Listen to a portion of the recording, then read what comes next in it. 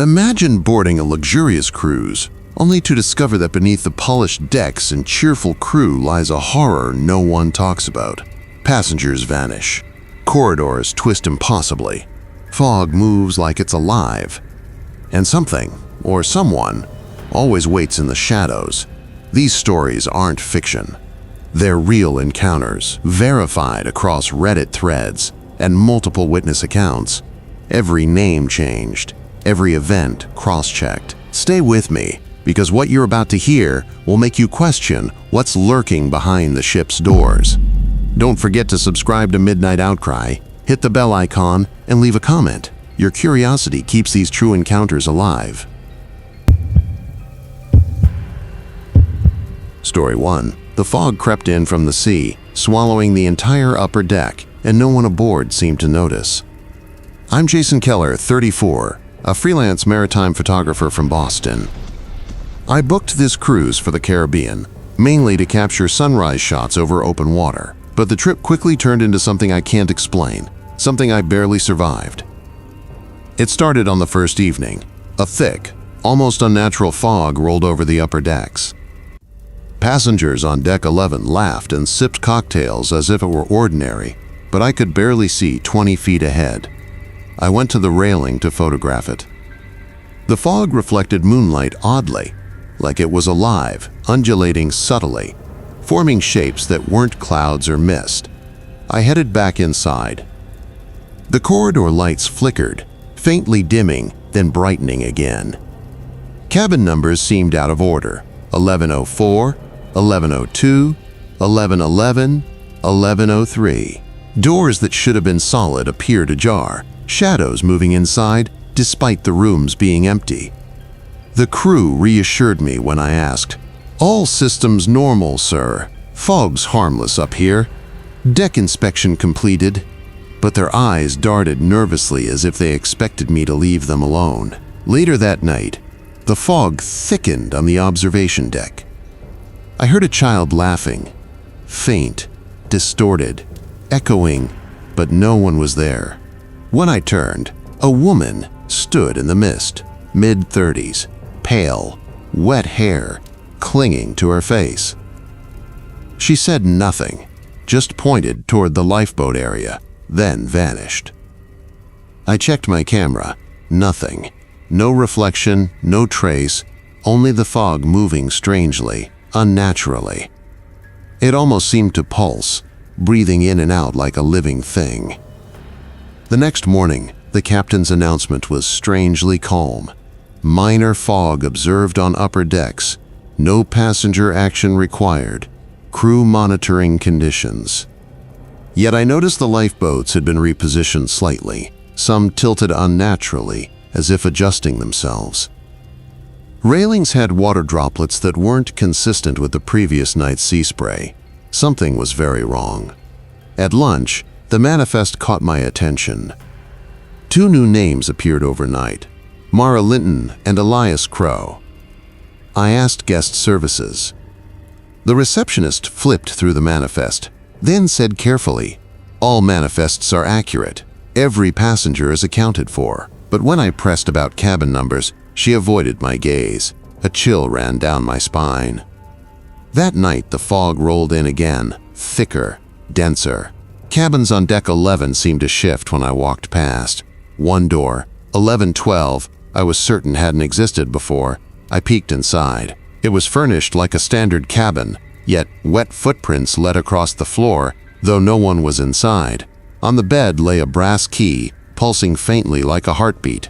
I picked it up. The fog seemed to react, swirling violently as if aware. Whispers echoed through the ventilation, faint but distinct. "Follow, follow." I pressed the recorder into my jacket pocket and whispered, "If anyone ever finds this, subscribe to Midnight Outcry.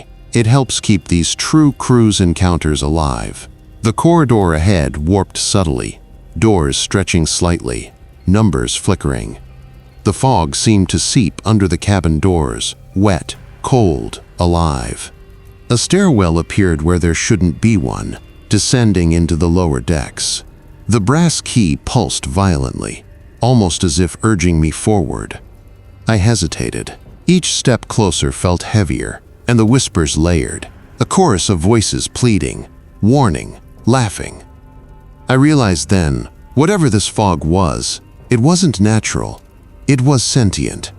And it had been watching, waiting. I descended the stairwell cautiously. The brass key pulsed violently in my hand, almost guiding me, as if it knew the path before me. Water lapped at my ankles, spreading across the metal steps. The fog seemed to seep down from the upper decks, curling into the stairwell like smoke, whispering unintelligible phrases. When I reached the bottom, I found a corridor I had never seen on the ship's plans. Officially, Deck 2 should have been storage, maintenance, and crew quarters, but this corridor stretched impossibly, lit by dim, flickering sconces. Cabin numbers flickered in sequence: 204, 207, 204, 209. Each door seemed slightly ajar, though the rooms were empty when I peeked inside. Shadows flickered across the walls. Faces of missing passengers from old manifests appeared briefly in reflections on metal panels, silent, pleading, or grinning mockingly. The whispers intensified, overlapping hundreds of voices. One door at the far end bore a sign I had never seen before: Observation Deck 0 authorized personnel only. Below it, the fog formed a low, rolling wave. I stepped closer, the brass key pulsing hotter in my palm. The voices seemed to rise and fall in rhythm with its pulses, almost like a heartbeat. Inside, crates floated slightly above the water. Each crate contained old manifests, brass keys, and faded photographs of missing passengers. The water reflected distorted faces, stretching and twisting unnaturally. A faint lullaby emanated from the vents above, distorted, warped, calling my name in a child's voice. I realized then, the fog wasn't just fog. It was a living entity, connected to the ship itself, collecting passengers, recording them, tethering them to this hidden lower deck. And somehow, the brass key made me part of its system. I followed a shadow to a maintenance hatch at the far end. Water swirled unnaturally around it. When I touched the hatch, the water surged violently, forming faces of passengers who had vanished decades ago. Some reached for me silently. Some screamed in silence. The whispering chorus escalated: choose, stay, leave. My hand tightened around the brass key. I pressed it against a crate, and the water receded slightly. A narrow stairwell appeared, descending further into a dark, pulsating chamber below. The air grew colder.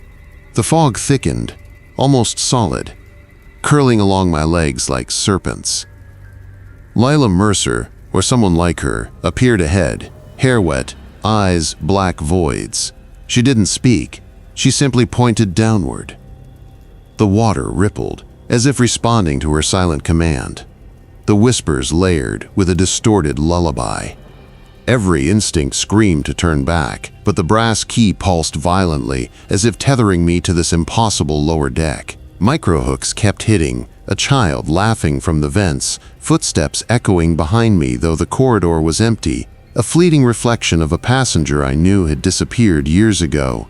I realized the fog, the water, and the shadows were all part of the same entity, the ship itself, feeding off the missing. I took a deep breath, knowing there was no turning back. Each step forward felt like stepping deeper into another world. The brass key pulsed violently, guiding me to the chamber where the fog originated, where Deck Zero's secret waited. The stairwell opened into a chamber I could never have imagined. Water surged ankle deep, cold and heavy, carrying a faint metallic tang.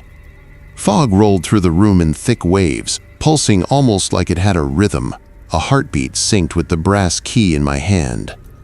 Shadows shifted within it, forming fleeting faces of passengers who had vanished years ago. Some stared silently, some cried, some laughed.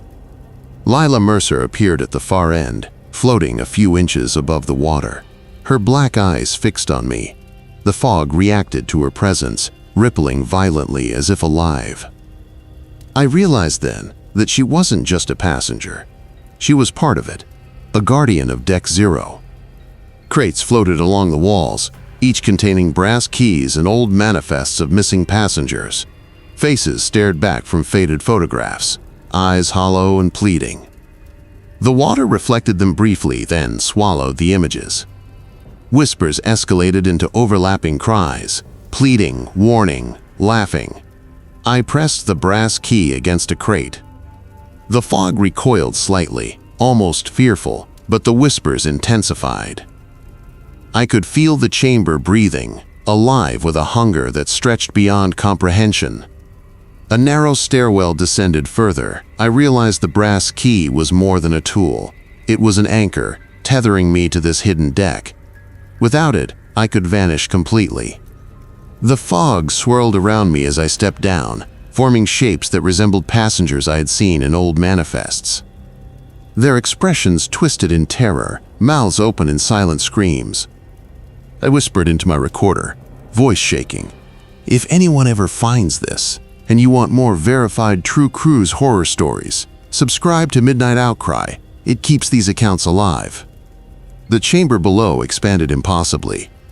Water rose chest-high, currents moving against logic. Shadows flickered and twisted, forming grotesque versions of passengers who had disappeared. Lila floated forward, raising her hand toward a narrow exit.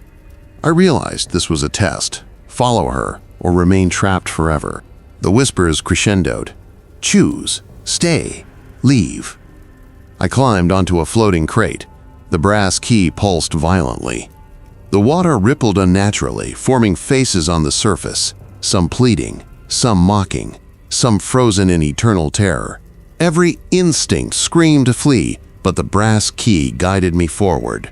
The narrow exit led to a final chamber, pulsing with light from the fog itself.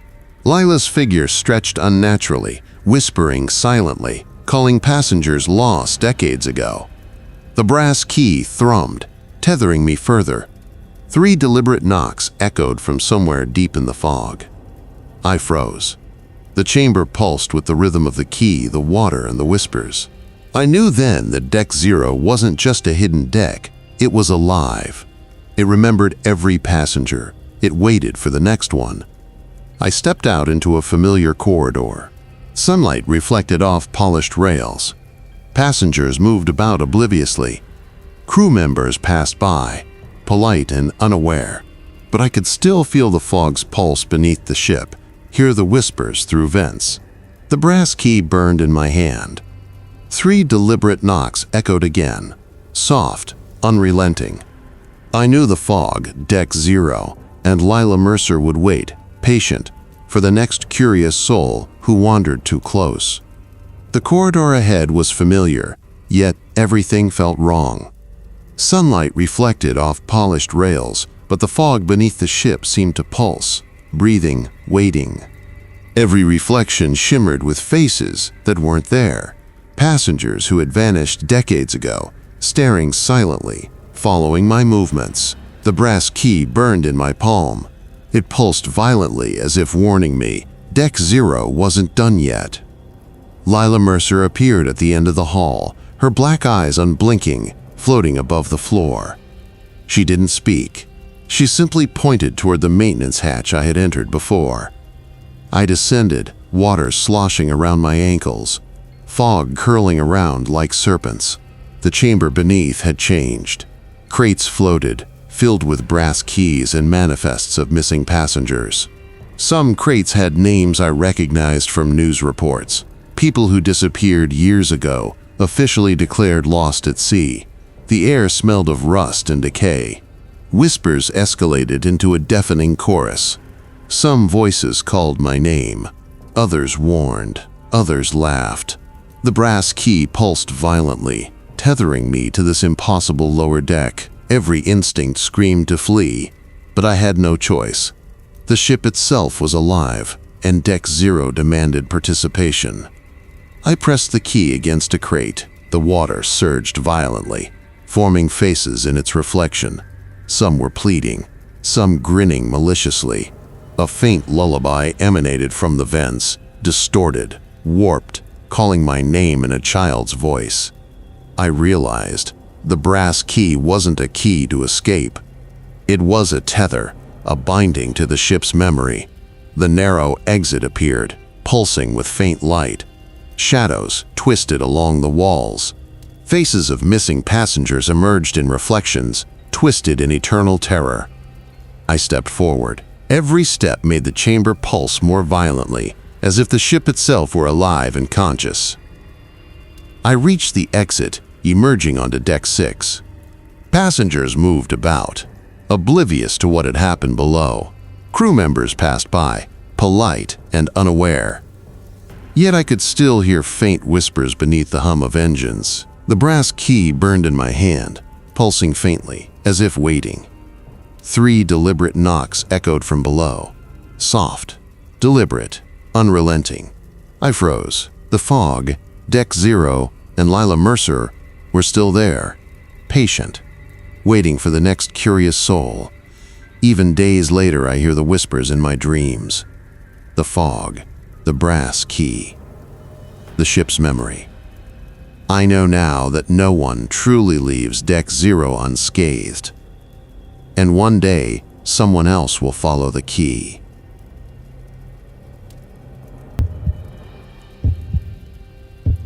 Story 2. The ship had room numbers that didn't exist, and yet someone checked into all of them. I'm Rachel Donovan, 32, a travel blogger from Miami.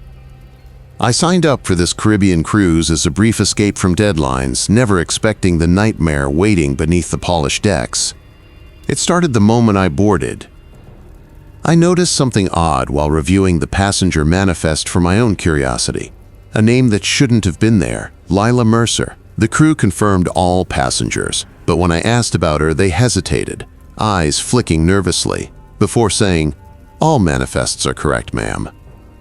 I spotted her first on Deck 9, standing near the railing. She didn't move much, just stared at the water, hair damp and clinging, expression blank. When I blinked, she vanished. I told myself it was nothing, but the unease settled in my chest like a stone. That night, I heard faint footsteps outside my cabin door. I peeked through the peephole. Nothing. Just the polished hallway, empty. I chalked it up to nerves until I checked the manifest again. Lila Mercer's name was highlighted, now showing her cabin number, 912. I went to 912. The door was ajar, water seeping beneath it. Inside, the room was immaculate, untouched, yet my recorder caught a faint whisper, "Leave or stay forever." I shivered. Every time I tried to rationalize it, something impossible happened. Cabins shifted numbers. Hallways seemed longer than possible. Reflections in glass panels showed passengers who weren't present. The dining hall offered no relief. Crew members smiled politely, answering questions with vague answers. All cabins checked, everything normal. But I noticed subtle discrepancies, menus repeating, cutlery in impossible alignments, a faint smell of salt water in the air that shouldn't exist so high above deck. Later, I followed a shadow to the theater. All the seats were empty, yet some appeared soaked. A faint lullaby echoed from the ventilation system, soft, distorted, almost beckoning.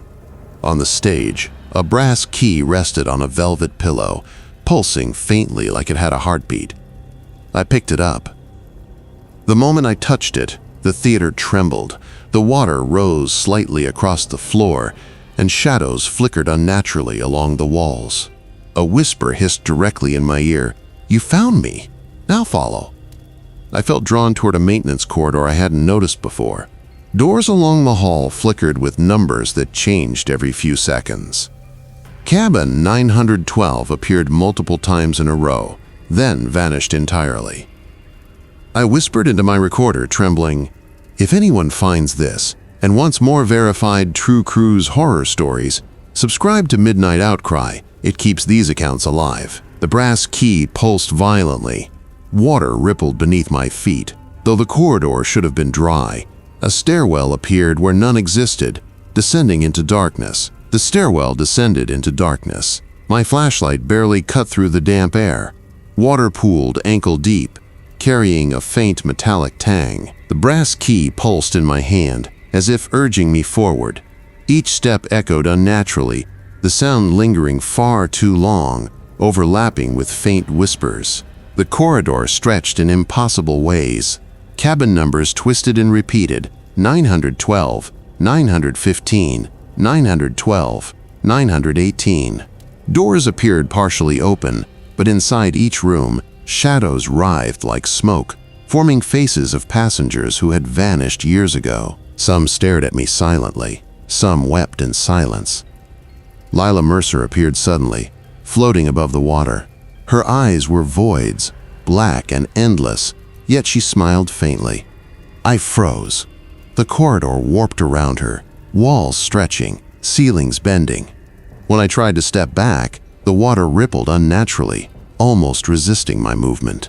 The whispers intensified. I pressed the brass key tighter in my hand. It pulsed, vibrating against my palm like a heartbeat. My recorder captured everything: whispers, gurgling water, a faint laughter that didn't belong. A door labeled "Crew Only Maintenance" appeared at the corridor's end. I entered cautiously. Inside, crates floated slightly above the water. Each crate contained brass keys and old ship manifests with names of missing passengers. Faces of those who had vanished stared back at me from yellowed photographs pressed against the wood. Footsteps echoed behind me, slow, synchronized, but when I turned, nothing was there. Wet footprints appeared along walls and ceilings, as if the water itself remembered the steps of those long gone. I followed Lila further down. The corridor twisted impossibly, forming angles that defied logic. Water rose chest high, cold and viscous. Faces of missing passengers appeared briefly in reflections, then vanished. Some reached for me silently, pleading. Some grinned menacingly. I whispered into the recorder, "This corridor, it's alive. It knows my name, it's waiting." The stairwell to Deck 0 appeared at the corridor's end, officially sealed, yet here it was. The brass key pulsed violently. I realized it was more than a key. It tethered me to this hidden deck. Without it, I might vanish completely. The whispers multiplied, layering into a cacophony, voices pleading, laughing, screaming my name. Lila stood at the threshold, lips moving in a silent, distorted lullaby. Crates floated toward me, each one containing a brass key and a list of passengers who had boarded but never left. Every instinct screamed to turn back, but the key pulsed, almost guiding me forward. The corridor folded upon itself, the water sloshed violently, and a door appeared, the entrance to Deck 0 proper. I stepped toward it, heart hammering. Shadows surged behind me, reaching, grasping, whispering. The brass keys pulsing synchronized with my heartbeat. I realized then that I was already part of the ship's memory, and Deck 0 was watching. The stairwell opened into a chamber that shouldn't exist. Water surged chest high, cold and heavy, smelling faintly of rust and decay. Shadows twisted along the walls, forming faces of passengers who had vanished years ago.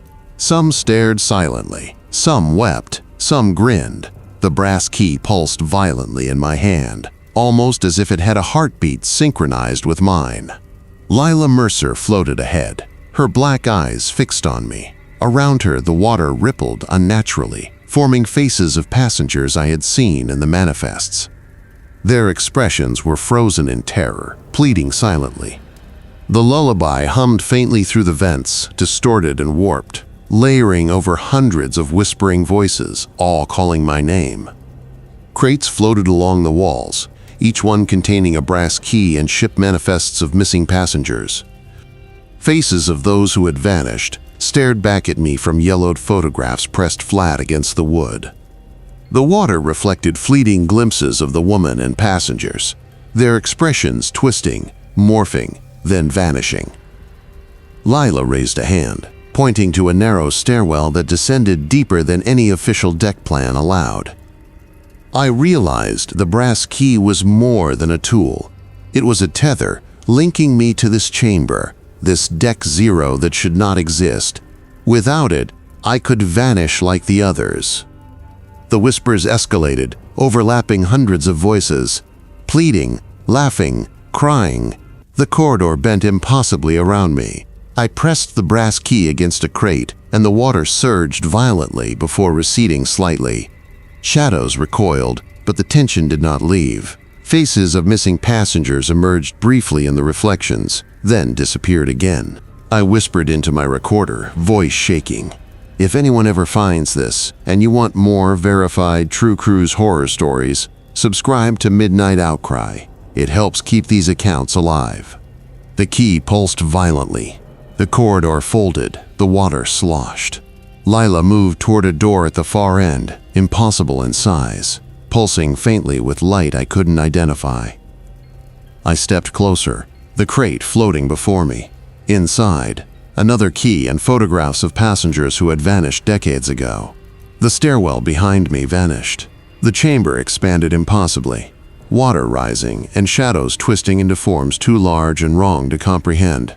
The whispers crescendoed, choose or remain forever.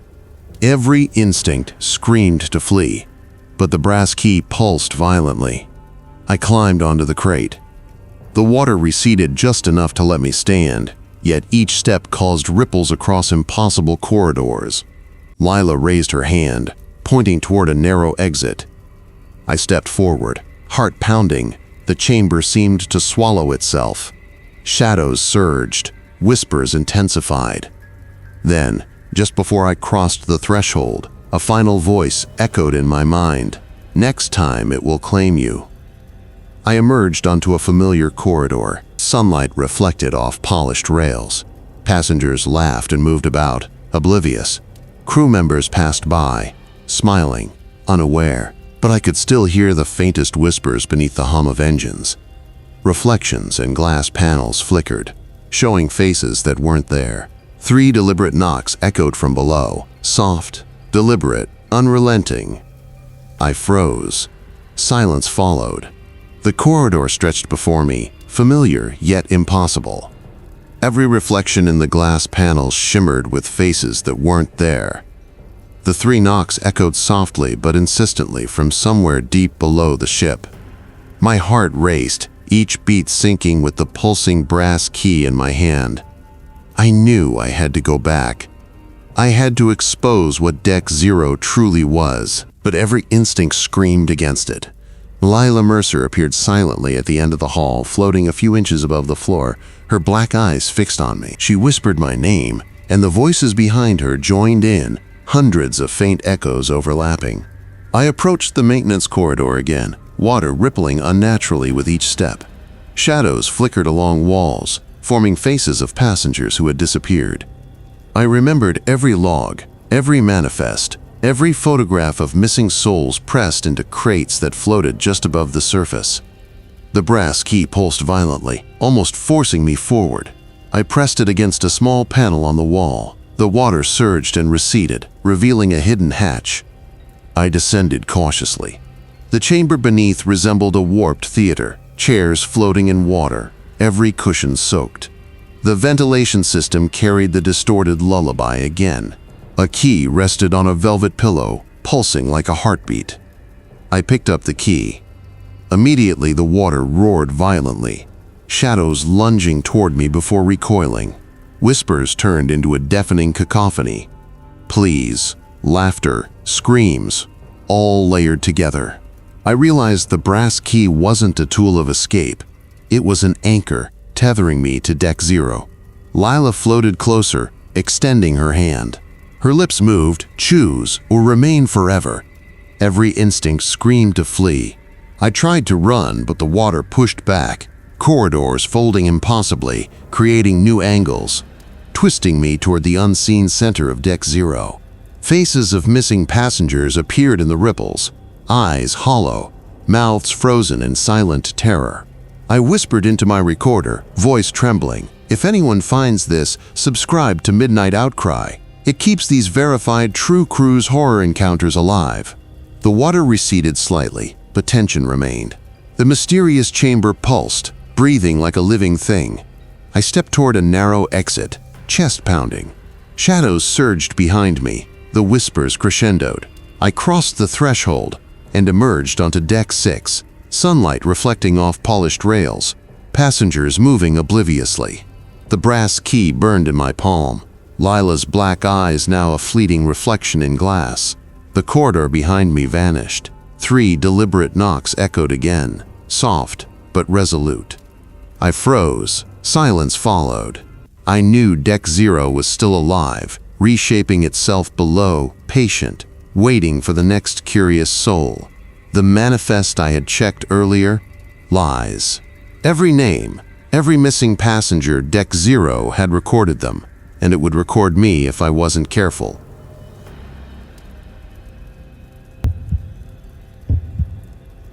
Story 3. The name was never on the manifest, but she walked the deck like she belonged. My name is Simon Hartley, 31, investigative journalist from Boston.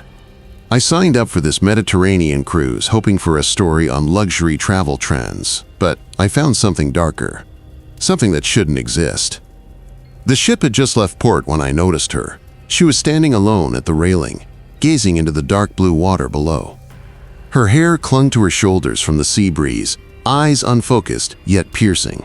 I had never seen her before, and the crew assured me she wasn't a passenger. Yet she wandered the decks freely. At first, I thought I was imagining it. The hum of the engines, the distant clink of glasses, the laughter of passengers. Normal. But each time I looked, she was closer, always walking the same path, silently, perfectly aligned with the ship's schedule. I followed her discreetly to Deck 7. Every door she passed seemed to warp slightly. Some numbers skipped, some appeared twice.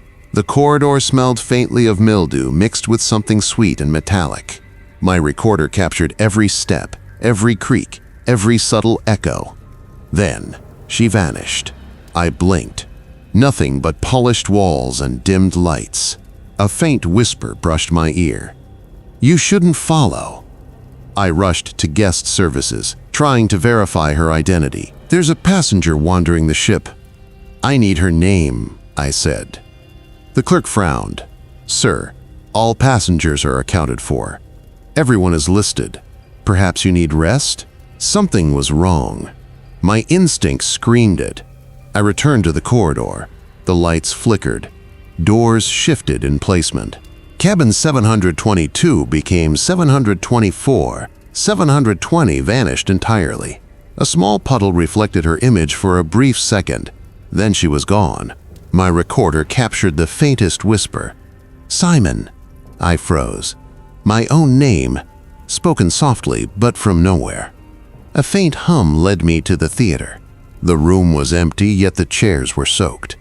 Footprints led to the stage, but I was alone. On the stage, a single brass key lay atop a velvet pillow.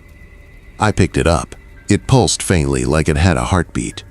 The moment I touched it, the temperature dropped. The hum became a low whispering chant. Shadows crawled along the walls, faintly forming human shapes, moving impossibly fast. I stumbled backward, recorder clutched to my chest, and whispered into it. "If anyone finds this, and if you want more verified true cruise horror accounts, subscribe to Midnight Outcry. It helps keep these stories alive." The key pulsed again. The shadows froze. I realized it wasn't just a key, it was a lure, a tether to something hidden beneath the ship. I found a stairwell leading downward. Deck 0, although officially sealed. Water seeped from below, rising quickly. I descended slowly, each step heavier than the last. Doors along the corridor flickered into existence and then vanished. Some held mirrors reflecting passengers I'd never seen. Others showed fleeting glimpses of the woman who shouldn't exist. Then the whispers multiplied. Hundreds of voices. Pleading, laughing, crying, calling my name. The corridor twisted, impossibly, folding in on itself.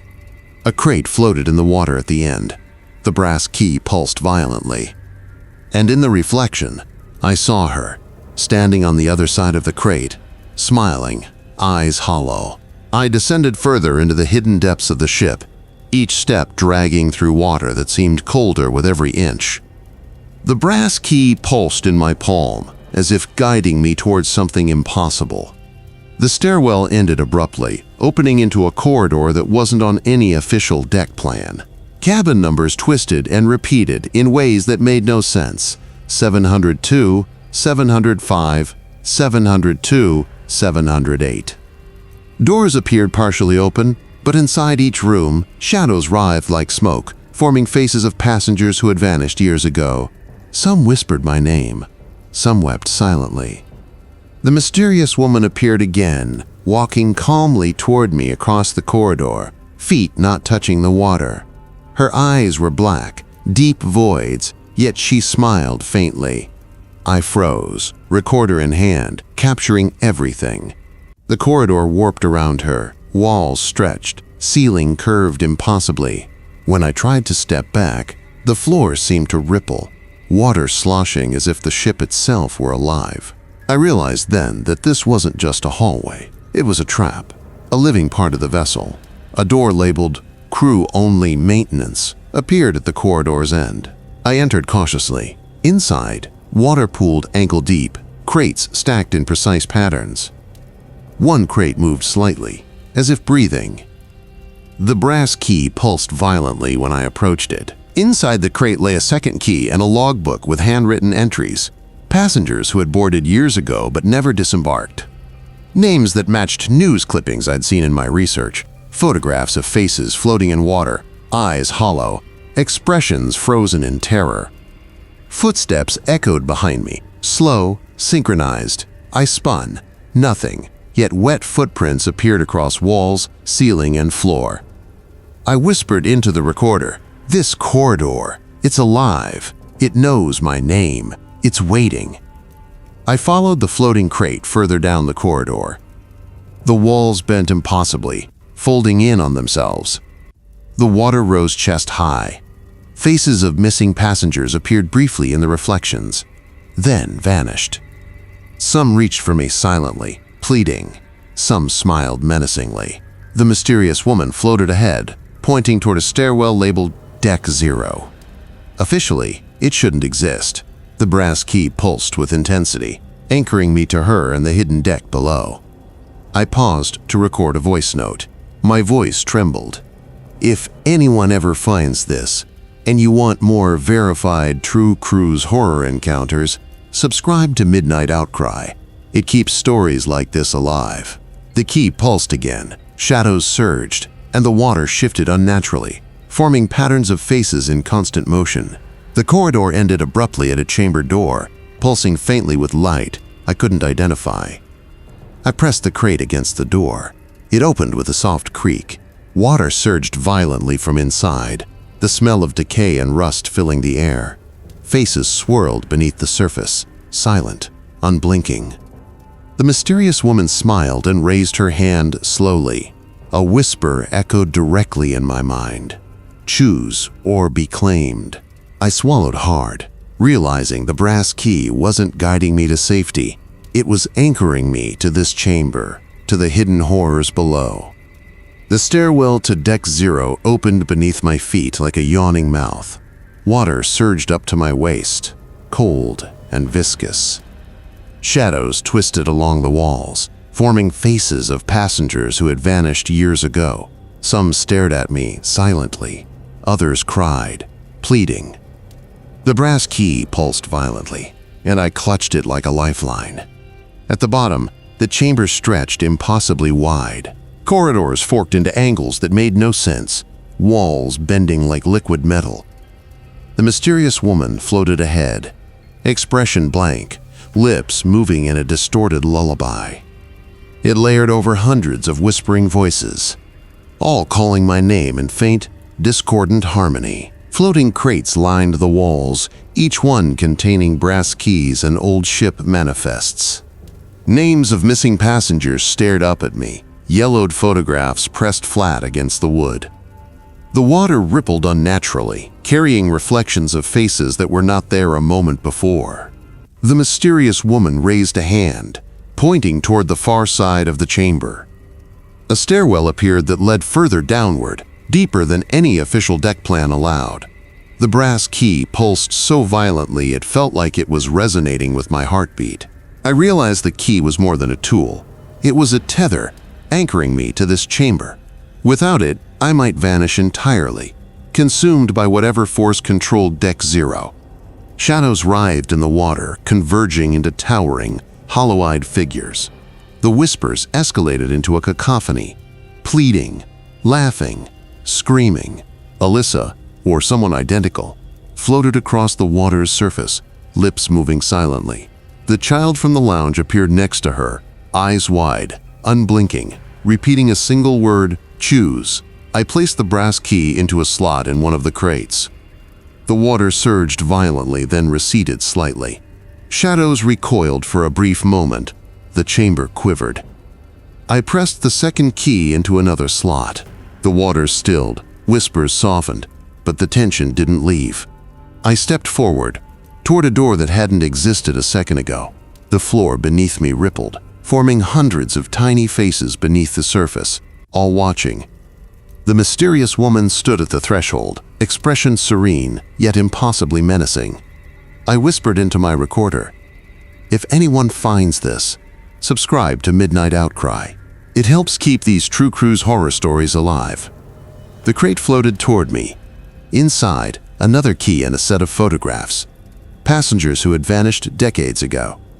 The stairwell behind me vanished, replaced by water-filled corridors stretching infinitely. The woman extended a hand. Shadows surged. The whispering voices crescendoed. "Choose or remain forever." I realized then that Deck Zero wasn't just hidden. It was alive, patient, waiting for its next victim. I climbed onto the crate. The water receded slightly, enough for me to stand, but every step caused ripples across impossible corridors. The mysterious woman smiled, raising her hand pointing toward a narrow exit I hadn't noticed before. I stepped forward, brass key clutched tightly, heart hammering. The whispers followed me. The shadows dissolved momentarily, revealing fleeting images of passengers, smiling, screaming, pleading all at once. Then, as I reached the threshold, the chamber seemed to swallow itself.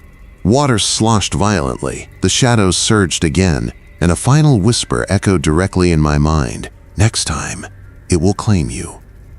I emerged onto a familiar corridor. Sunlight reflected off polished rails.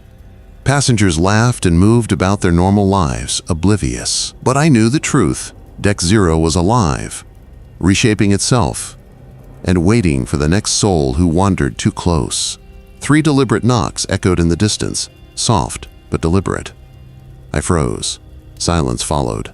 The stairwell back to the upper decks had vanished. I stood alone on the crate, chest deep in water that pulsed unnaturally with every heartbeat. Shadows shifted along the walls, twisting into faces of passengers who had vanished over decades. The whispering voices layered together, calling my name, pleading, laughing, crying. The mysterious woman floated before me. Her eyes were voids, endless black, yet she smiled faintly. Around her, the water rippled, forming shapes that resembled every missing passenger I had seen in the manifests. Each face stared at me, expression frozen in silent torment. I realized then, the brass key wasn't just a key. It was a tether, a link between reality and this chamber, this Deck Zero that should not exist. Without it, I could vanish like the others. But using it required a choice. The woman's lips moved silently. The child's voice echoed in my mind. Choose, give, remain. The water surged violently, forming a vortex beneath the crate. Shadows lunged toward me, then recoiled. The chamber shivered, walls bending impossibly, folding in on themselves. I pressed the brass key into the crate again. The second key pulsed violently in my pocket. I whispered into my recorder, voice trembling.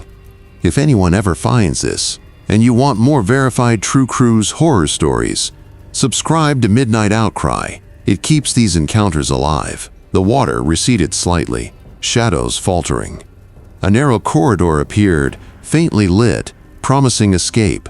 The mysterious woman drifted to the side, extending her hand. She spoke finally, a voice like the sea itself. "Step forward, or remain forever." Every instinct screamed to flee. Every ounce of fear clutched me. The brass key pulsed violently, almost urging me forward. I stepped off the crate into the corridor. The chamber quivered, the water surged, and shadows writhed behind me. I emerged onto deck 5. Everything looked normal. Sunlight reflected off polished rails. Passengers walked obliviously. Crew members passed by, smiling, unaware.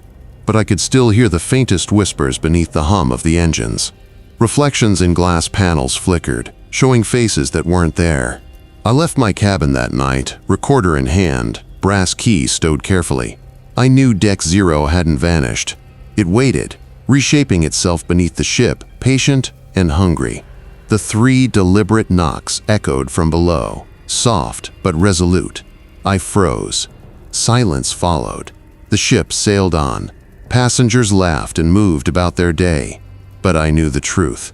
The next time someone wandered too far, too curious, too brave, Deck 0 would awaken. And the brass key would choose its next tether.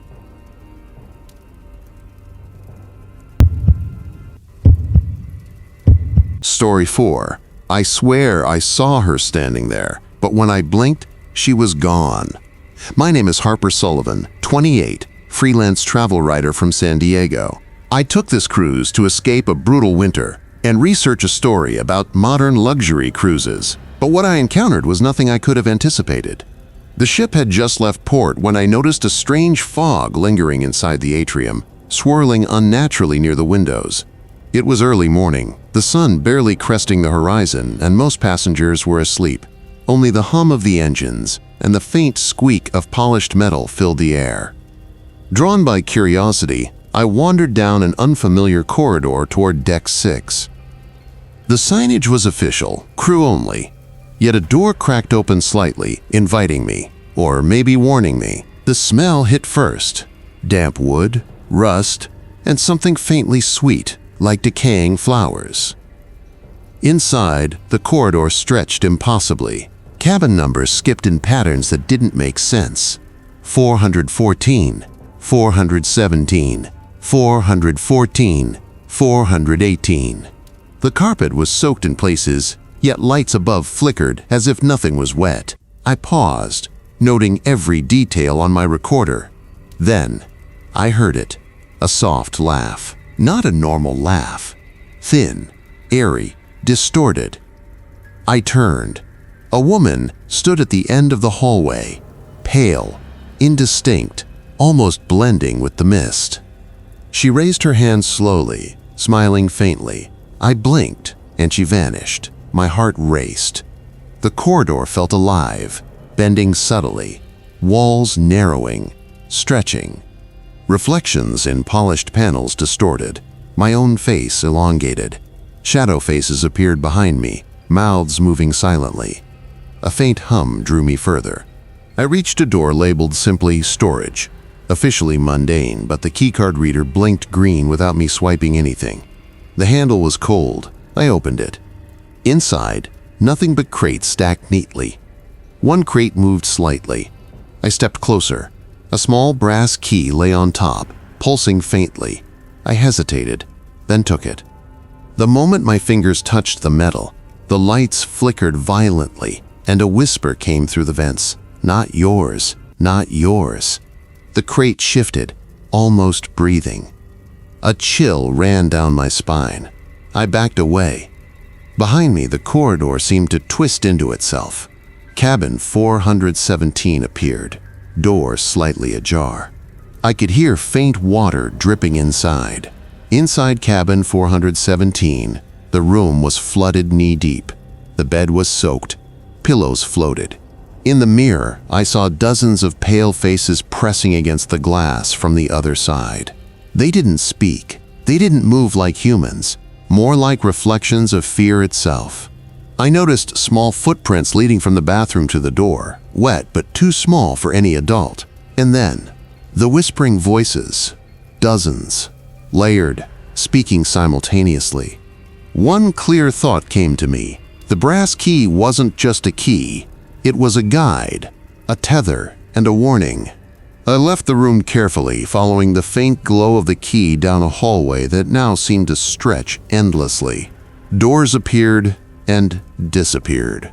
Reflections in panels showed passengers I had seen earlier in the day, smiling, laughing, but when I turned, they weren't there. I paused near a stairwell leading below Deck 5. My recorder was running, capturing every detail, every whisper. I muttered into it, trying to steady my voice. If anyone finds this, and if you want more verified True Cruise horror accounts, subscribe to Midnight Outcry. It helps keep these stories alive. The stairwell descended into darkness. A damp, metallic smell rose. Faint singing echoed from below, discordant and unsettling. The water from cabin 417 seemed to pool toward the stairwell, dripping down the steps. Something below stirred. I couldn't see it, but I could feel it. Watching, waiting, patient. I took a deep breath and stepped down. The ship above seemed impossibly far away now. I descended the stairwell into darkness, each step reverberating with an eerie metallic echo. The brass key pulsed faintly in my palm, as if urging me forward. The water at the bottom lapped against my ankles, cold and unnaturally still. The hallway stretched impossibly long, far beyond the ship's official layout. Cabin numbers appeared, repeated, and then vanished. 414, 415, 414, 416. The sequence made no sense. Some doors were partially open, revealing shadows that moved too quickly to be human. I kept my recorder close, narrating every anomaly, every distorted reflection. A soft, discordant lullaby echoed from the vents. It seemed to layer itself over my own voice on the recorder, almost mocking me. I froze. A shadow flickered in one of the cabin mirrors, a woman's face pale, eyes hollow. She raised her hand, smiled faintly, and disappeared when I turned fully.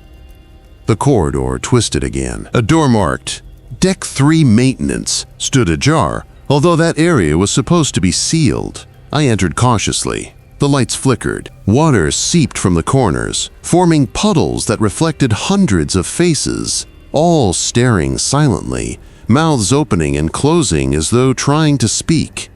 I stepped forward. The brass key pulsed violently. The crate from the upper decks appeared before me, floating slightly above the water. I reached out. A whisper ran through the vents. "You shouldn't touch it. Not yet." I ignored it, inserting the key. The crate clicked, opening to reveal a second key identical to mine and a series of old ship manifests. Passengers missing for years, documented here, names I recognized from news reports, yet some were from decades ago. Their faces stared at me from yellowed photographs. Footsteps echoed behind me, slow, synchronized, multiple sets approaching. I spun. Nothing, only wet footprints, impossibly forming patterns on the walls and ceiling. My pulse quickened. The water level seemed to rise with every heartbeat. I noticed a door labeled 419 at the end of the corridor. My stomach dropped. Cabin 419 had vanished from all official logs weeks ago. The door was slightly open. Water seeped from it, as if the room were breathing. I approached cautiously. Inside, the room was flooded chest deep. Shadows of passengers floated beneath the water, faces twisted in silent terror. I recognized Alyssa, a passenger I'd seen in the lounge earlier. Her mouth moved silently, forming words I couldn't hear. A low vibration ran through the floorboards. The brass key pulsed furiously. The crate floated toward me, ripples spreading across the water unnaturally. The whispers layered together into one overwhelming command. Give, stay. Choose, give, stay. I pressed forward, clutching both keys. The walls of the corridor began folding in, impossible angles forming, water surging against me. Faces appeared in reflections, and then vanished, replaced by distorted shadows. I could hear faint gasps, pleas for help, every echo layered with a distorted lullaby. Alyssa floated closer, expression blank, pointing toward a hidden stairwell labeled Deck 0. Officially, Deck 0 didn't exist. My chest tightened, fear twisting every thought. I realized the brass key wasn't guiding me towards safety. It was anchoring me to this chamber, forcing me to make a choice. I muttered into my recorder, voice trembling. This isn't just a ship, it's a trap, reshaping itself. Deck 0, passengers, all of them. If anyone finds this, subscribe to Midnight Outcry. It helps keep these verified encounters alive. The water surged violently, shadows converged, then the stairwell opened beneath the floorboards, a dark void waiting. I stepped forward. There was no turning back. The stairwell descended into darkness that seemed to swallow light itself. My feet splashed in water rising above my knees, each step echoing like a gunshot in a cavern. The brass key in my hand pulsed, almost guiding me towards something waiting below. I reached the bottom and found myself in an impossible chamber, Deck 0.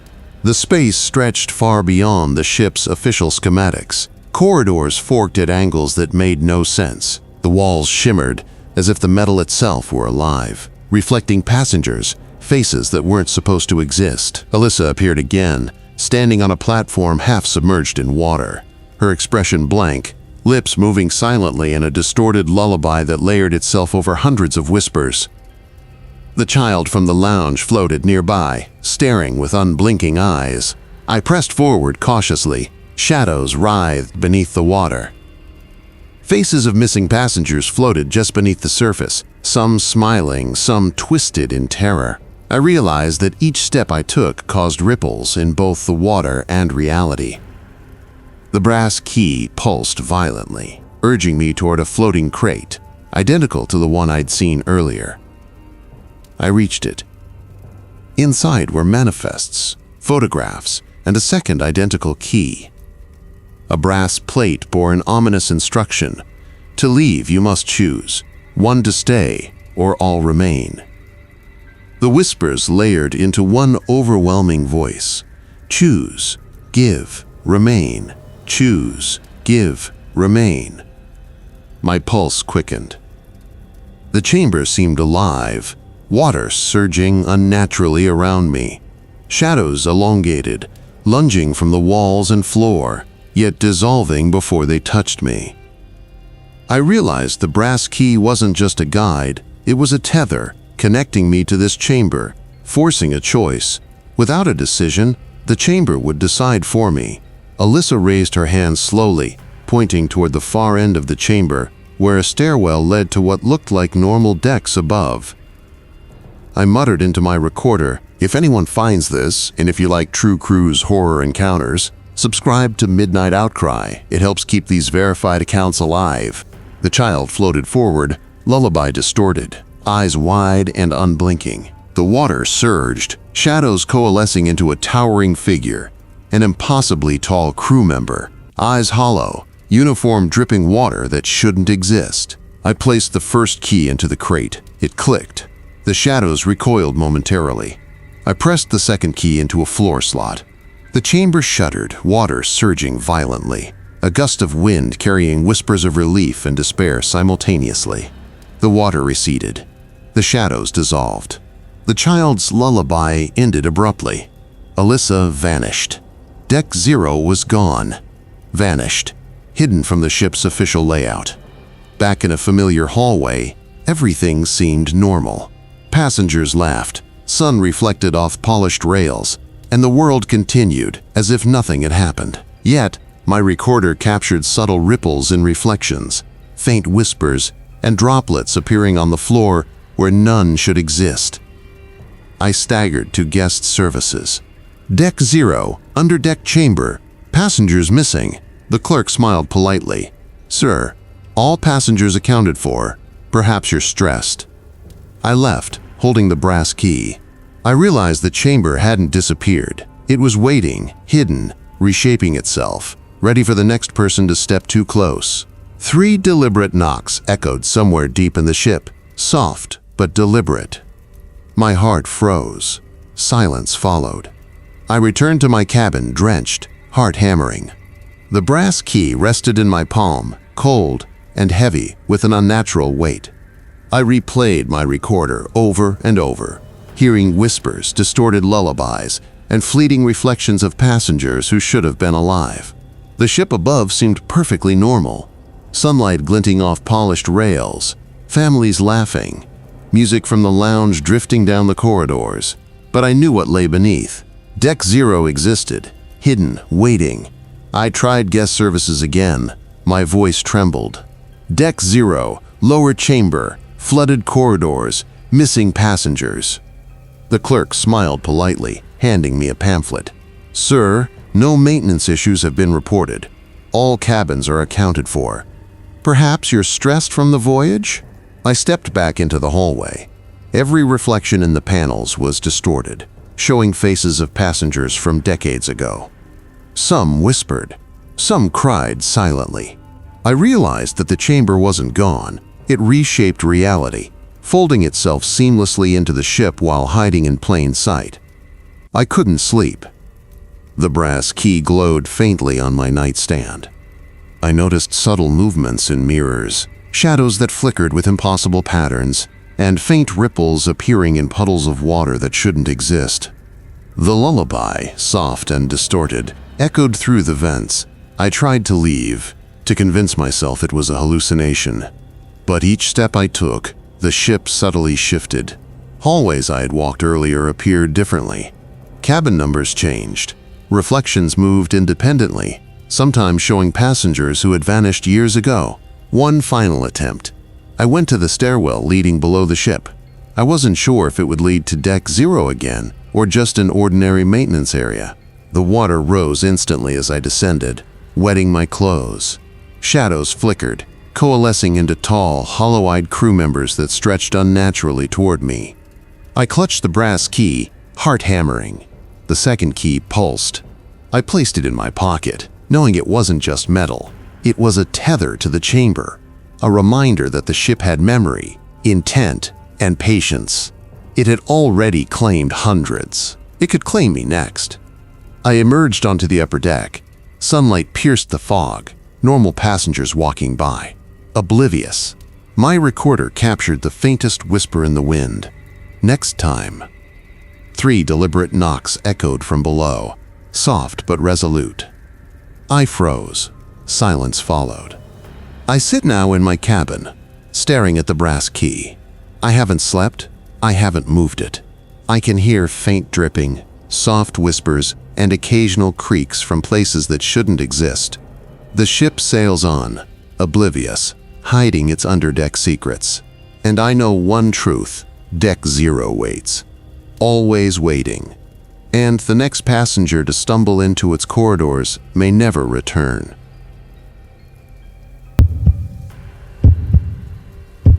Story 5. Why is the fog so thick here inside the ship? I froze mid-step. My name is Ethan Morales, 32, logistics manager from Miami. I booked this cruise to finally unplug after months of chaotic work, to breathe and forget deadlines. What I found instead was a nightmare I couldn't explain. The ship had been gliding through a strange early morning fog, thick enough to swallow the upper decks. Most passengers were still asleep. The usual deck chatter was gone.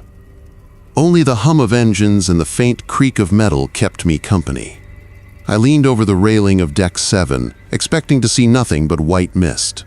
Instead, I glimpsed shadows moving, far below, where the lower decks shouldn't even be visible from here. Something drew me down. Call it curiosity, stubbornness, or sheer fear. Whatever it was, it had me following the corridor lights toward Deck 4. The air smelled odd, damp, metallic, faintly sweet, like rust mixed with old perfume. I pressed the keycard into the elevator.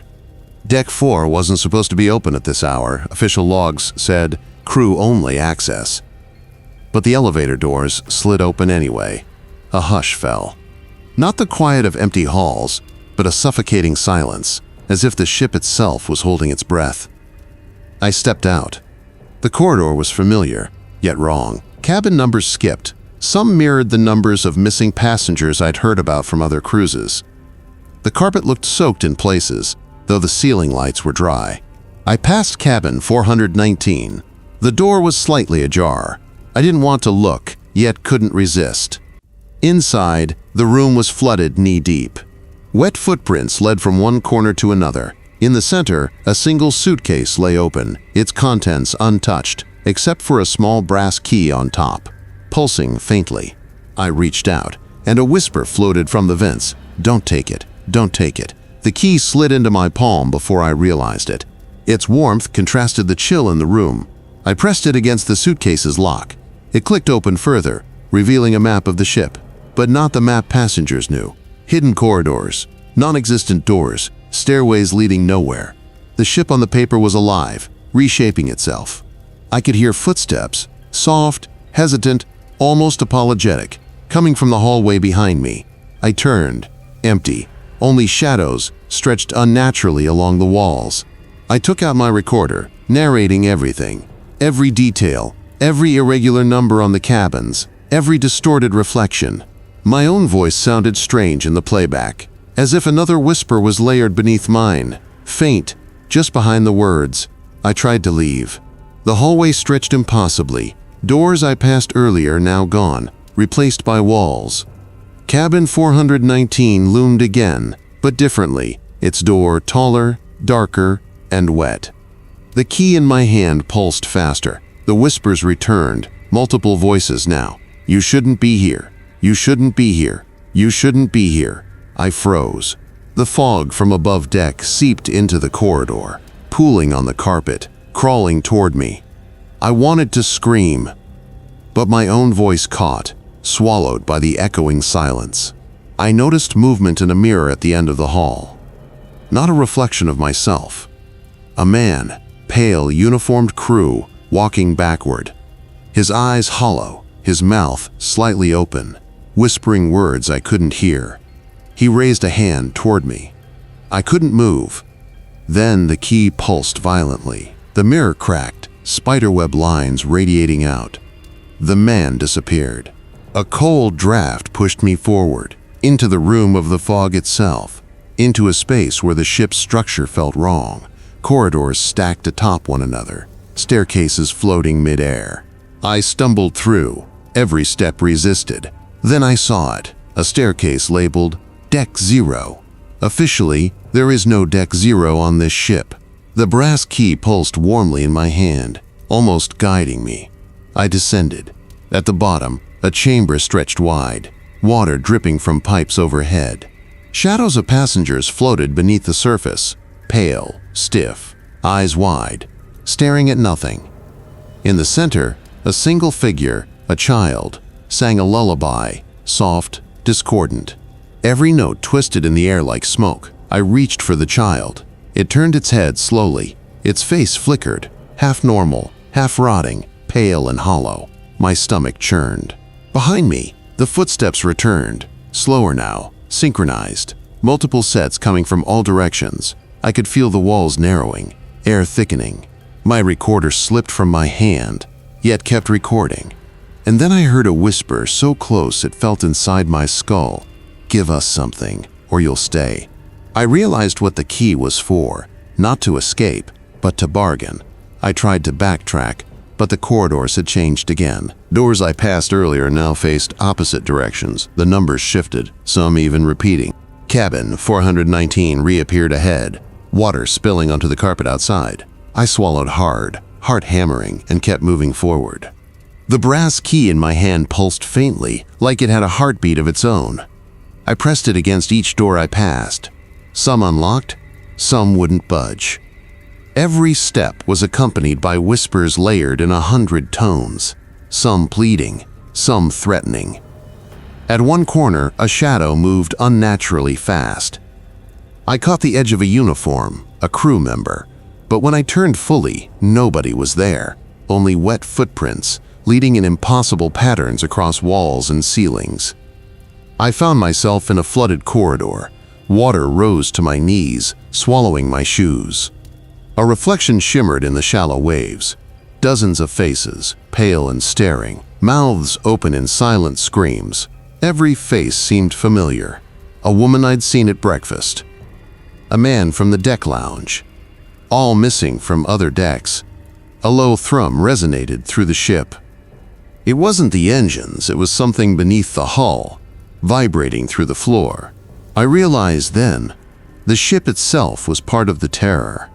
Every corridor, every door, every reflection responded to some unseen force. I pressed onward, following a flickering light above a stairwell labeled Deck 0, the same impossible floor I had glimpsed before. As I descended, the key in my pocket glowed brighter, pulling me like a compass. The air grew colder, smelling of wet concrete and rust. I could hear faint singing, a lullaby distorted through the vents. The corridor ahead opened into a larger chamber. Water reached mid-thigh, and shadows moved beneath the surface, curling upward like reaching hands. In the center, a crate floated, sealed with an intricate brass lock. I recognized the key immediately. I approached. The whispers grew louder. "Open it, give us." My hands trembled, the key warm and pulsing. I inserted it into the lock. The crate clicked, shifting on the water as if alive. Inside were papers, manifests, and photographs of passengers. Some missing from the ship, some from decades ago. Their faces stared back at me from the yellowed prints. A chill ran down my spine. Suddenly, I heard footsteps behind me. Slow, synchronized, approaching from all directions. I spun, flashlight trembling. Nothing. Only ripples in the water, where shadows should not be. A soft whisper echoed. "You shouldn't be here. Leave now, or stay forever." The crate shook violently. A sheet of paper lifted and floated toward me, revealing a map with corridors and rooms that didn't exist in the official blueprints. The water in the chamber began to rise rapidly, reaching my chest within seconds. Panic overtook me. I ran toward the faint light of a stairwell, but the corridor bent impossibly. The walls twisted, stretching and narrowing, and the water began to ripple as if something beneath it was aware of me. I glanced at the reflections in the water. Faces of missing passengers floated just beneath the surface, some smiling, some twisted, all watching me. One, a child I recognized from the lounge, raised its hand. I stumbled back, falling into the water. I scrambled to the stairwell, gasping for breath. The key pulsed violently in my pocket. I shoved it into a hidden slot in the stairwell wall. A panel slid open, revealing another stairwell descending deeper, beyond Deck 0, an impossible underdeck chamber. The singing lullaby intensified, echoing through the metal walls. Shadows moved beneath the water, rising to the surface, reaching for me. I ran. The water surged, the echoes of whispers now forming words. Stay, give, never leave. I reached a dead end, a corridor that ended abruptly in darkness. The water rose above my waist. I clutched the key desperately. A shadow detached from the far wall, moving toward me, humanoid but wrong. Its eyes were hollow, its mouth moving silently. Then the brass key pulsed once more. A hidden door slid open on the wall. I didn't hesitate. I dove through it, plunging into the next part of this nightmare, unsure what awaited me below. The hidden door closed behind me with a soft, metallic sigh. My chest heaved as I waded through water that now reached my waist. The air smelled of wet metal and decay, like the ship itself had been breathing underwater for decades. I was in the underdeck chamber, larger than any room should logically be, stretching far beyond the ship's official schematics. Shadows flickered across the walls, twisting unnaturally. Some looked like passengers, some like crew, but all distorted, frozen in silent terror. I recognized the child from the lounge, now standing on a flooded platform in the middle of the room, lullaby echoing softly. The brass key pulsed in my pocket, warm and insistent. It was guiding me. My recorder was recording every step, capturing the whispers that seemed to layer themselves on top of each other. Stay, stay, stay. I tried to move, but the water resisted, rippling with unseen force. Shadows beneath the surface curled upward, forming elongated, inhuman shapes. One reached out, brushing my arm. My skin prickled as though electricity ran beneath it. Then I saw her, Alyssa, a passenger I had met earlier, laughing over cocktails.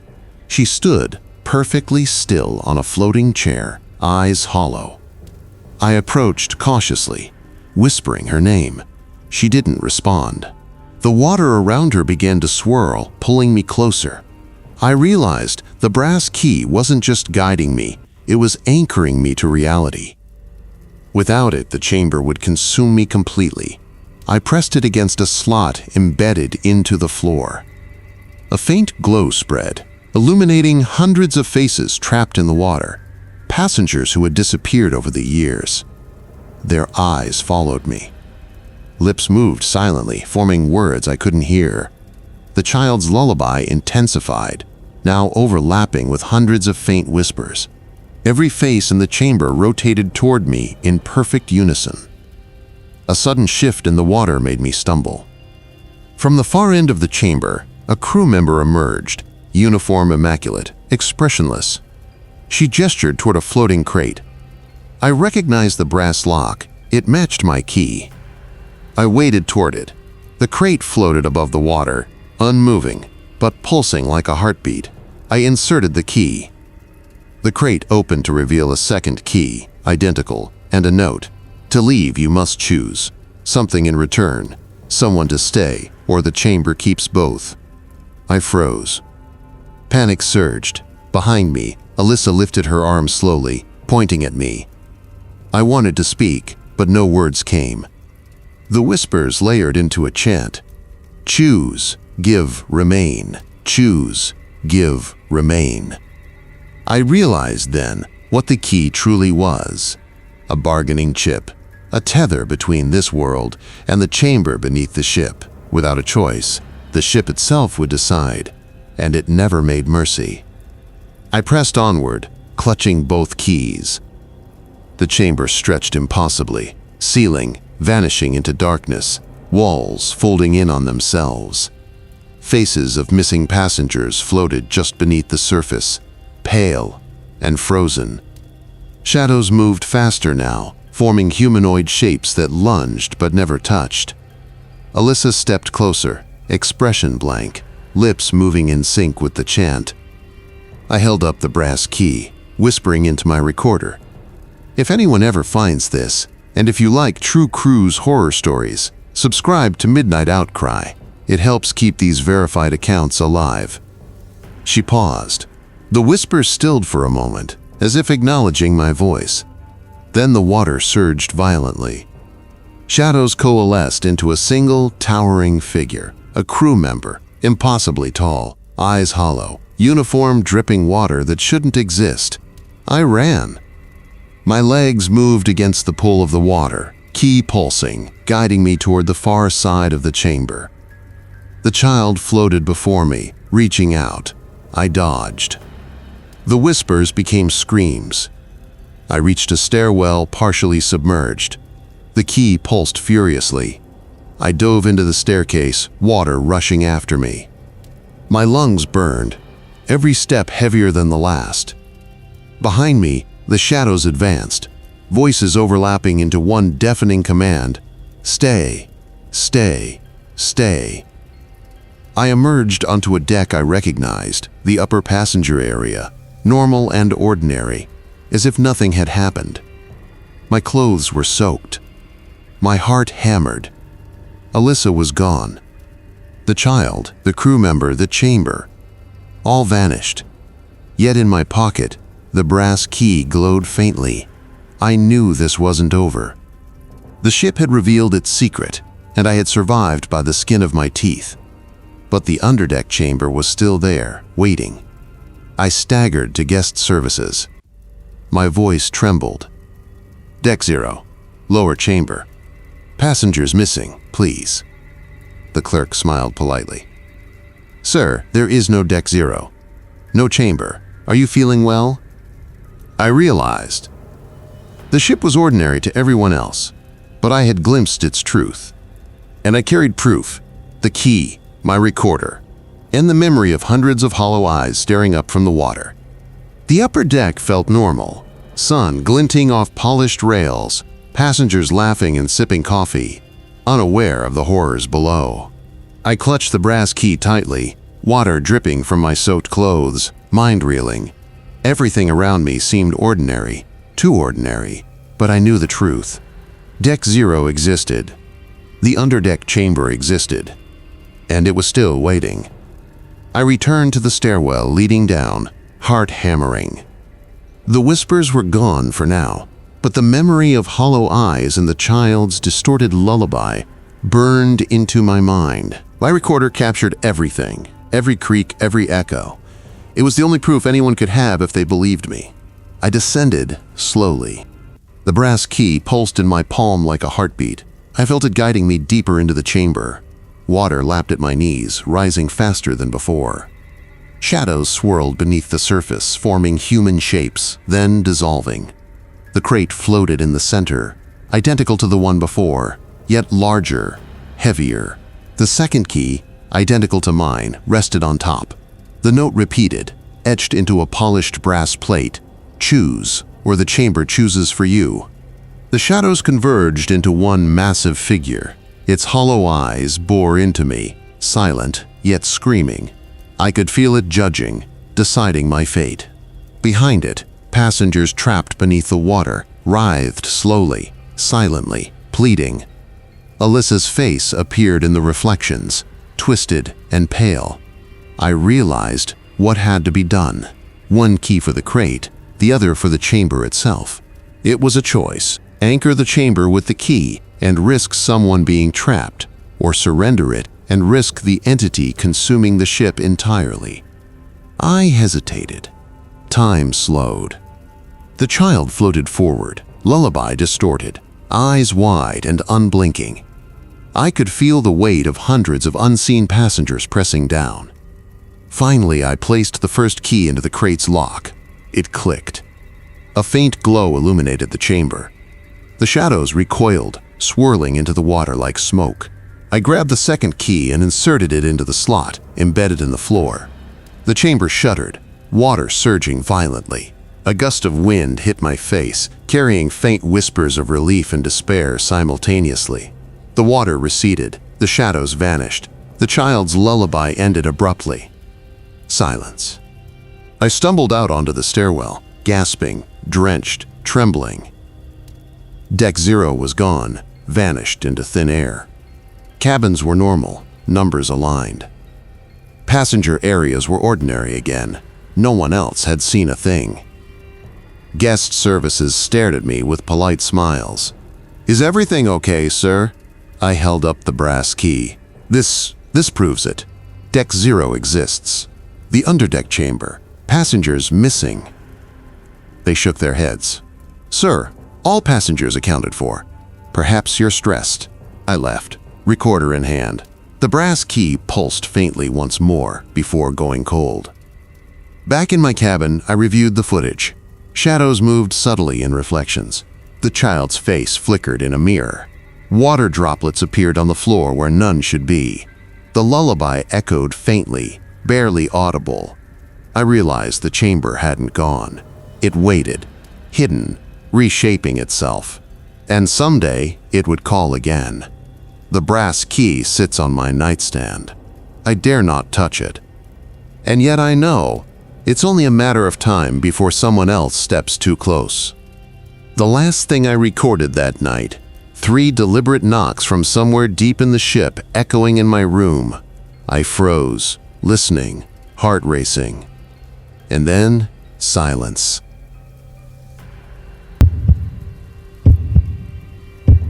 Story 6. I don't remember a cruise being this quiet. Not the usual hum of engines, not the chatter of passengers or clinking of glasses, just me, walking down a dimly lit corridor toward Deck 5, where the theater was supposed to be. My name's Olivia Harper, 26, freelance sound designer from Seattle. I booked this cruise hoping for a short escape. Sunsets, jazz nights, a few recordings for inspiration. What I got was something else. The theater had been advertised as a hidden gem, a quote, private cinematic experience for late-night passengers. I had snuck in after the last showing, curious to see the empty hall. The corridor leading there smelled faintly of mildew, carpet damp, lights flickering like tired eyes. I reached the door. Unlike the fancy entrances on the main deck, this one was plain metal, unmarked, except for a small plaque, private access only. The door creaked open before I touched it. Inside, the theater was empty, or so I thought. Rows of plush red seats gleamed faintly under the emergency lighting. On the screen, a static flicker, but no film. The air smelled of popcorn and damp fabric. A single PA announcement buzzed weakly. "The silent theater will begin shortly. Please remain seated." I stepped in. My footsteps echoed unnaturally, swallowed almost immediately by the vast hall. Then I noticed them. Footprints, not mine. Wet footprints leading up to the first row. A soft voice whispered my name. "Olivia." I froze. No one should have been there. I scanned the seats, all empty. Yet the faint echo of murmurs, low and indecipherable, filled the theater. I reached the front row, and there it was. A brass envelope, like a ticket, lying on the seat. My name engraved on it. I picked it up. The temperature dropped sharply. I saw my breath in the faint light. A shadow moved behind the screen. I raised my camera, zoomed in. A figure in a crew uniform, pale, stiff, eyes empty, stood perfectly still. No greeting, no acknowledgement, just watching. The screen flickered again, and suddenly the rows of seats extended far beyond the walls I could see. The space twisted, angles impossible. The further I walked, the more the rows stretched, multiplying infinitely. Whispers echoed, layered, overlapping. "She shouldn't be here. She shouldn't be here." I wanted to run. My camera recorded everything, but when I reviewed the frames, faces flickered in the rows, passengers who had vanished from other decks days ago, staring blankly at me. I tried to leave. The theater doors I had entered from weren't there. Instead, a small side door opened, but it led to another row of seats. The key slipped from my pocket. Strangely, I didn't remember putting it there, but it glowed faintly, warm in my hand. The whispers intensified. I clutched the key, staring at the endless rows. Shadows moved among the seats, too fast to follow. Then a single voice, clear female. "You record everything, yes? Make sure they remember." I shivered. The PA buzzed again. "Welcome. Enjoy the show." I couldn't stop staring at the rows of seats, stretching farther than any theater should. The whispers grew louder, overlapping in layers, some familiar, some alien. Every time I thought I'd counted the rows, another one appeared. I gripped the brass key tightly. Its warmth felt almost alive, pulsing in my palm. That's when I noticed the reflections. Not mine. Shapes pressed against the floor-to-ceiling mirrors lining the walls. Faces of missing passengers, pale and staring, mouths slightly open, moving in slow, unnatural synchronization. I moved toward the side door again, hoping to escape. Each step echoed unnaturally long. Footsteps behind me now, soft, deliberate, following every move. I spun. Nothing there. Only shadows shifting among the seats. I whispered into my recorder, describing the impossible architecture, my own disbelief. Every time I glanced at the screen, the static shifted, showing faces I hadn't seen before. Faces staring directly at me from angles impossible to catch in real life. The key glimmered again. Without thinking, I pressed it into a small brass slot embedded into the edge of the stage. The floor vibrated. A hidden panel slid open, revealing a narrow staircase downward, lined with dim, dripping lights. I hesitated. My instincts screamed run, but curiosity won. I stepped onto the staircase, camera recording every detail. My footsteps echoed in harmony with the whispers, which had now formed words, "Don't leave, don't leave, don't leave." At the bottom, a flooded room, water ankle deep, rippling as though it had a pulse. Shadows moved beneath the surface, twisting like distorted hands. And seated in chairs above the water, passengers, silently staring, eyes wide, bodies stiff. some still dressed in wet evening wear. A crew member appeared suddenly at the far end, uniform immaculate, expression unreadable. She gestured to the passengers. They watch, you record. That is your role. I felt panic rise. I had no idea what she meant, but the weight of her words pressed on me. I started narrating frantically into my recorder, every detail, every whisper, every impossible reflection. If anyone ever finds this, and if you like these true cruise horror stories, subscribe to Midnight Outcry. It helps keep these verified accounts alive. I moved closer to the water, trying to identify someone I recognized. Then I froze. The brass key floated slightly above the surface, glowing brighter. Shadows beneath the water shifted violently, forming shapes that weren't human. A soft lullaby began, coming from the vents above. I couldn't place the tune, yet every note made my stomach churn. The passengers' heads turned in unison toward me. I felt drawn toward the water. My legs moved on their own. I shouted, tried to pull back, but something unseen pushed. The room seemed endless. Every chair multiplied. Every reflection duplicated. Time stretched and snapped like elastic. And then I heard a whisper directly into my ear. You can leave if you give something in return. I spun. Nobody. Just my sister. Except she wasn't really her. Her eyes were empty, like the others. The air was thick and cold, smelling of damp fabric and metal. My legs moved as if pulled by invisible strings, dragging me closer to the water.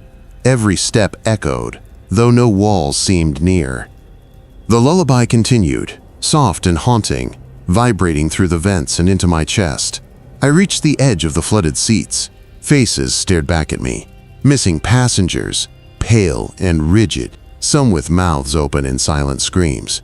Their eyes followed every movement, unblinking, unmoving. I tried to step back, but the floor tilted subtly, throwing my balance. The theater itself felt alive, shifting angles, stretching rows, rearranging seats as if it could sense my fear. Then I saw her, a young woman, standing on the far side of the flooded hall. She looked familiar, my sister. Relief surged for a moment, but her expression was blank, eyes dark, unseeing. She lifted a hand slowly, beckoning me closer. I hesitated, my heart hammering.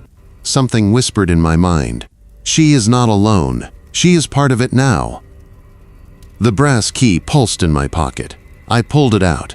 Its glow illuminated the rippling water.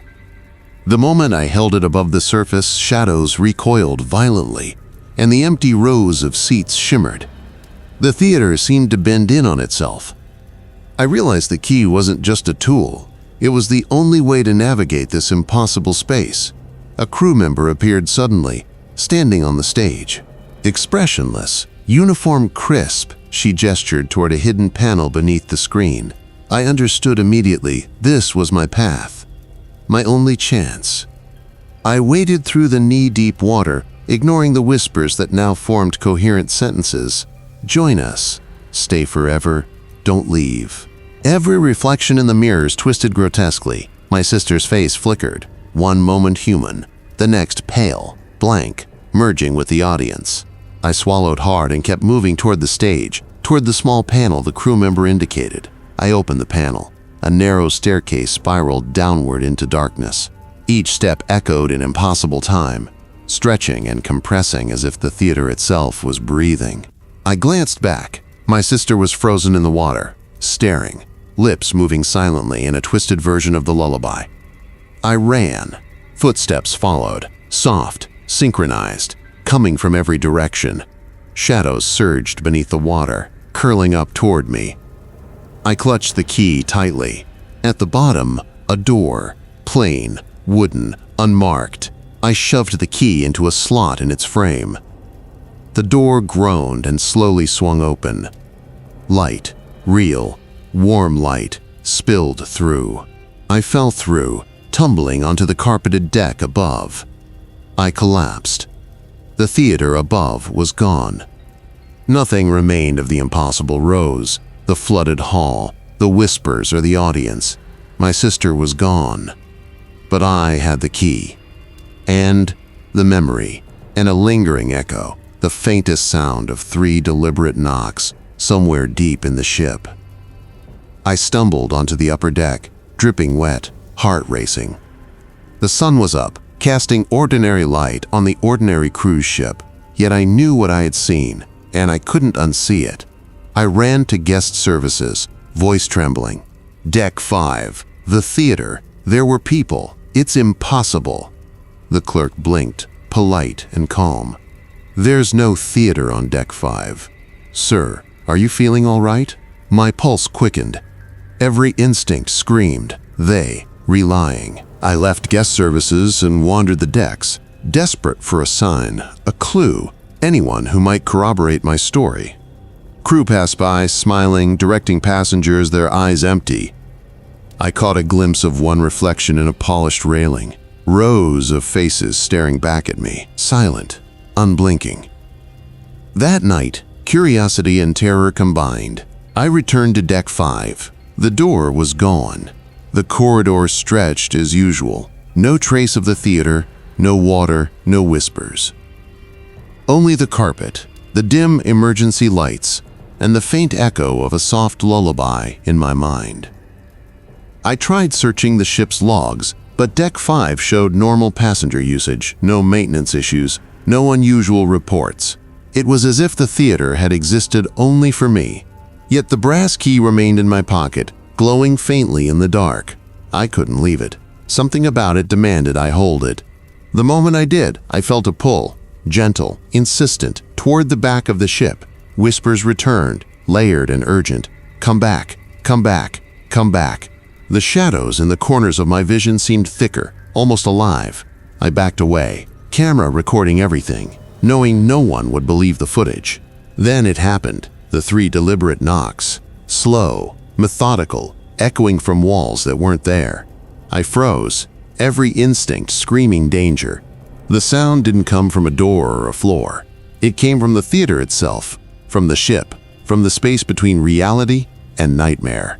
I realized something terrible. The theater hadn't vanished. It had only released me temporarily. And it would wait for everyone else. The key pulsed one final time. A faint shimmer appeared in the air, a distortion, almost like a doorway forming out of thin space. And then the knocks stopped. Silence. My sister never returned. Passengers who had vanished remained missing. The ship carried on, cheerful and ordinary to everyone else. But I carry the memory, the key, the whispering lullaby, and the certainty that the theater below deck still waits for the next curious soul.